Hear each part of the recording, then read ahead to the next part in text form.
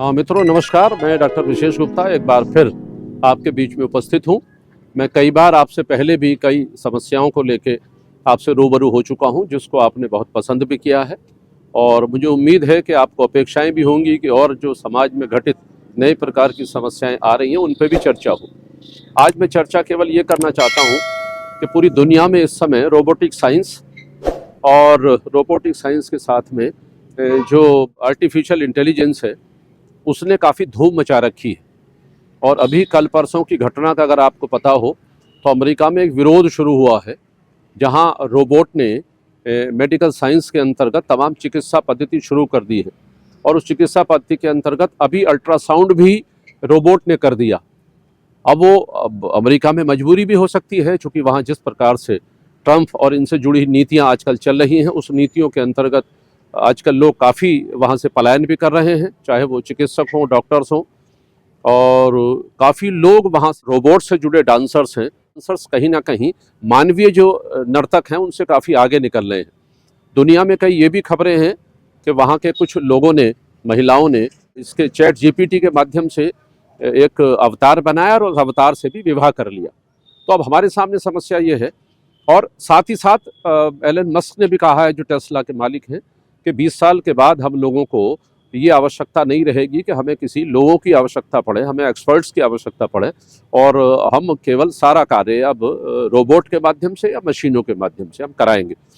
तो आज चिंता का विषय ये है कि हमें अपनी नई पीढ़ी को, जो खास तौर से जेन जी पीढ़ी है, वो जेन जी पीढ़ी खास तौर पर काफ़ी प्रज्ञावान भी है और तकनीक की जानकारी भी है, और उसके साथ में तमाम उसमें एक आगे बढ़ने का उद्वेलन भी है।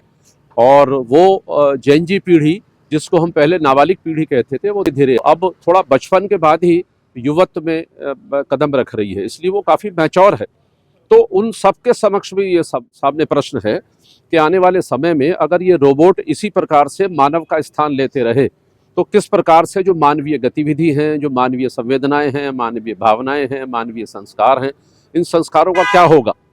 यहाँ तमाम जो एआई से जुड़े हुए विशेषज्ञ हैं वो स्पष्ट कह रहे हैं कि एआई से घबराने की आवश्यकता नहीं है, क्योंकि जो आर्टिफिशियल इंटेलिजेंस है, जो रोबोट के माध्यम से अलग अलग तरीके से अपनी गतिविधि संचालित करता है, वो केवल आदमी के द्वारा निर्देशित है, और मशीन को जितना आप निर्देश दे देंगे मशीन उतना ही करेगी।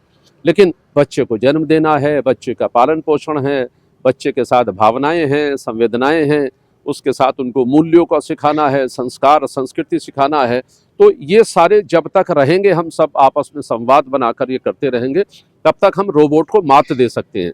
लेकिन ये बात जरूर है कि आने वाले समय में जो रोबोटिक साइंस है वो बहुत तेज़ी से बढ़ रही है, और चाइना का बाजार, अमेरिका का बाजार, उसके बाद भारतवर्ष का बाजार भी बहुत तेज़ी से बढ़ रहा है।